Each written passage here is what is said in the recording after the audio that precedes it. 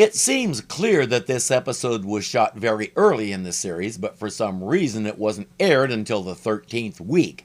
Everyone is excited that the show has been picked up by the network, which of course happened ages ago. But now that they all have a steady job, everybody wants something. Tracy wants a better dressing room, Fletch wants a better parking spot, Doug wants the show to have some kind of gimmick, but he has no idea what, and here comes Joyce. So what does she want? John, last night, Misty was reading our script, and she noticed a cat in this week's show. And, well, we were just wondering, just for fun, why can't it be Boots? You want me to hire your cat? Again, this sounds like the second or third episode, not the 13th. I'll never understand why networks did that. We've seen a ton of it on Land of the Giants and other shows, and I have yet to see it make sense. Please, we have to rehearse. We have no time to waste. Every second is precious. John, there's somebody here to see you. Tell him I'm busy. It's a her. I'm still busy. She's really sexy. Send her in. That's out of character for the man we've created. He's not interested in gorgeous, sexy women. He only has eyes for Joyce. Let me rephrase that.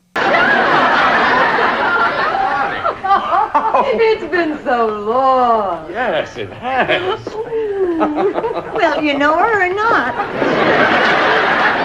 Joyce Whitman, Connie Desmond, an old friend. Oh, she was more than just a friend, as she is quick to point out. Well, anyway, I was out here in California escaping the winter, and I thought I'd just look you up. I read where you two are divorced. I'm divorced, too. Oh, that's too bad. And available. John's a pretty straightforward guy. That level of subtlety may be lost on him. And Connie, you're welcome to stay and watch if you like. Oh, I really can't. But at the risk of sounding pushy, are you free for lunch? Sure. Wonderful. It'll give us a chance to discuss what we're going to do for dinner. Sounds good to me. Wonderful. Well, I gotta be going. Wonderful. She's attractive, vivacious, and a tad annoying. Perfect for John. Her real name was Joanna Barnes, and she was another of those character actors who made the stars look good. She holds a curious distinction. In the original 1961 Parent Trap, she played the gold-digging woman who didn't want the parents to get back together. In the 1998 remake, she was too old to play that part again, so she played the gold digger's mother. How many actors ever get the chance to play themselves and their own mother? That's the trouble with this town. Everybody that comes out here expects you to devote all your time to them. Yes. Hooray for Hollywood. Over the next week, John and Connie are practically tied together as if they're in a three-legged race. Joyce is trying to pretend it doesn't bother her, but she's not doing a very good job of it. Speaking of John, he's at the door. Hi, John. Would you mind if I spoke to Joyce alone? Of course not. I do it all the time. I've got to go teach Boots more tricks anyway. He's coming along really great, John. No cat. No kidding. Keep at it. I think he's weakening. He's already got a trained cat for the show, but maybe if you tell him Boots will work for scale. Well, what's on your mind, John? Joyce, this is very difficult for me, but you're the only one I can turn to. I'm having a problem with Connie. Oh, that's too bad. Have you tried Wheaties? Viagra wasn't invented until 1989, so in 1977, John's options were limited. But not having enough wind to hoist his flag isn't the problem. I didn't come here for smart remarks. I came here because I need a friend. I'm sorry. What's the problem, pal? To be perfectly honest, the woman is driving me absolutely crazy. She wants to monopolize all his time, and he's had enough. He wants Joyce's help getting rid of Connie. Well, we're having lunch tomorrow. I thought perhaps you could drop by accidentally and have a little talk with her. About what? Well, maybe you could disillusion her a little. Make something up. Tell her I was a rotten husband. Tell her I was rude, unpleasant, a cold fish. And at what point exactly should she start making stuff up? She doesn't care. She's in. Oh, isn't this nice? Just the two of us all alone. Delightful. I wonder what's holding up John. Hope it isn't his back. What's the matter with his back? He's prone to spasms. Sometimes it locks. Inopportune moments. Needless to say, she's leaving the rest of that to Connie's imagination. And ours. Oh, you'll get used to it. That and the other things. What other things? Oh, you know, the annoying little habits that can drive you crazy. Oh, come off it, Joyce. I mean, I've been there, and romantically speaking, John is the best man I've ever known. Oh, you poor thing. Connie isn't even hearing the barbs. She's lost in reminisce. I will never forget the last time he came to my old apartment.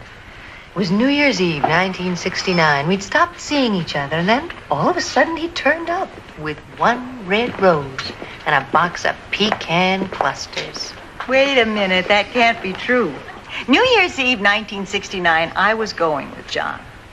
We were practically engaged. Joyce did not expect the conversation to go this direction, but the more they talk, the more she realizes that on that particular night, John not only cheated on her, he lied to her about where he was. He's gonna wish he hadn't done that. Well, look who's here. Joyce, what a pleasant surprise. What have you girls been talking about? About you. Oh? The most wonderful human being to walk the face of the earth. Suddenly, John is only sure of one thing. He needs a stiff drink. Now. The man is a living saint. And a little devil. Bring the bottle. They're both laying it on thick. Connie basically says he's my ideal man, and Joyce says he sure is. You should snatch him up right now. Joyce, could I talk to you for a minute in private? No. No way is she gonna let him spoil this. But she isn't done twisting the knife. Well, listen, you two kids probably want to be alone. I'll see you back at the studio. Oh, John, you were right. She is terrific. Did you say that? He certainly did. I see why you're crazy about her. Oh, by the way, John, try the squab. You'll like it. It's a dead pigeon, too. We've been told that revenge is sweet, and I think Joyce just found that out. Thing is, they also tell us revenge is a dish that's best served cold. So revenge is ice cream. Why, Joyce? Just answer me that. I told you how desperate I was to rid myself of this woman. New Year's Eve, 1969. Oh, yes. The night I was sick. Well, you're probably busy now. Get back! I suggest you come clean, John. The woman is crazy. She'd say anything to get her hooks into me. She told me you brought her one red rose and a box of pecan clusters. You bought it. You bet I bought it. Joyce, I was sick. I had a raging fever. I was roaming the streets aimlessly looking for a hospital. How I got to her house, I'll never know. Or you could dream up a lie that's so lame even you wouldn't believe it. His real explanation is, let's listen to it. I'll give you my take, then give me yours in the comments. I never thought I'd have to explain this, but I suppose you have a right to know. She had a right to know 8 years ago, too, but that didn't seem important to you then. He says, if you recall, the next day I proposed to you. I had all these doubts, so before I asked you to marry me, I needed to see if there was anything left between Connie and me. So I went there.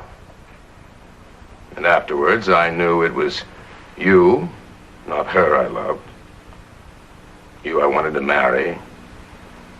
You I wanted to spend the rest of my life with. He couldn't find this out by taking her to a restaurant and talking, you understand. He had to have sex with her to determine if he wanted to keep having sex with her. Makes perfect sense somewhere in the multiverse. What matters is she's buying it. And the question is, what do we do now? Connie's outside heating up her branding iron. Don't worry. I'll handle Connie.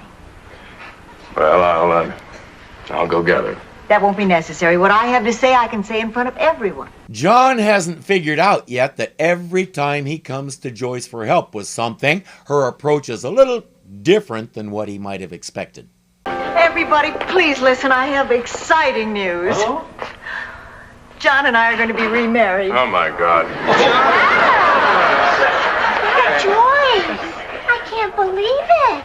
Neither can I. John, what happened? I thought that you and I... Connie, believe me, it's just the biggest surprise to me as it is to you. He can't say I didn't warn him, and she's going to milk this dry. John, are you sure this is what you want? Of course he is. Tell him what you said when you proposed. Joyce, don't do this. Oh, please, John, it was so beautiful. Then let me see if I can remember. I think I said that I couldn't live another day without him. More. Remember, John, you asked for this. Well, not this specifically, but after that little revelation from 8 years ago, he should have had some idea what to expect. And I believe I said that she was more than life itself to me. More. And I said that if she refused me, I might do something drastic. And that's all I said. And then he gave me a wonderful kiss. Give me a break. Why should she? My brother used to tell me, when you got a guy down, kick him, because someday he may rise above you. She won't physically kick him, but making him recreate that kiss is just as painful.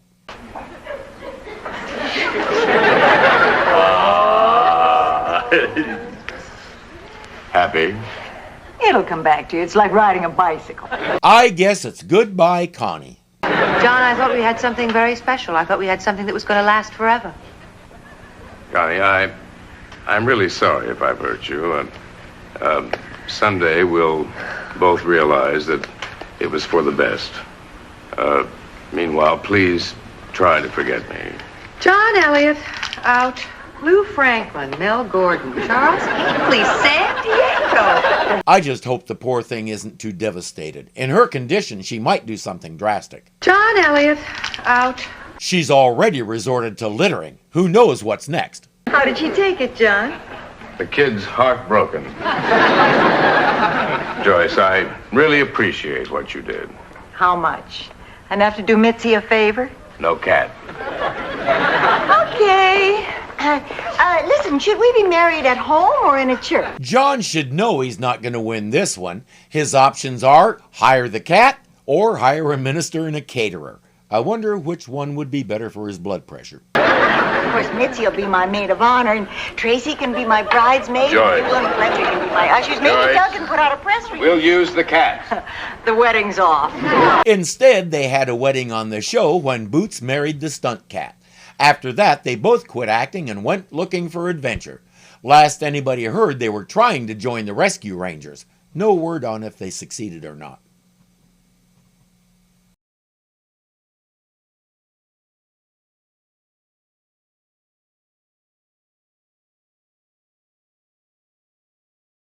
Tracy wants a better I don't know why I started to say dining room. John's options were limited. But okay, no. John not only cheated on but making him her approach is a little different than what he might have expected. Get out of your nose.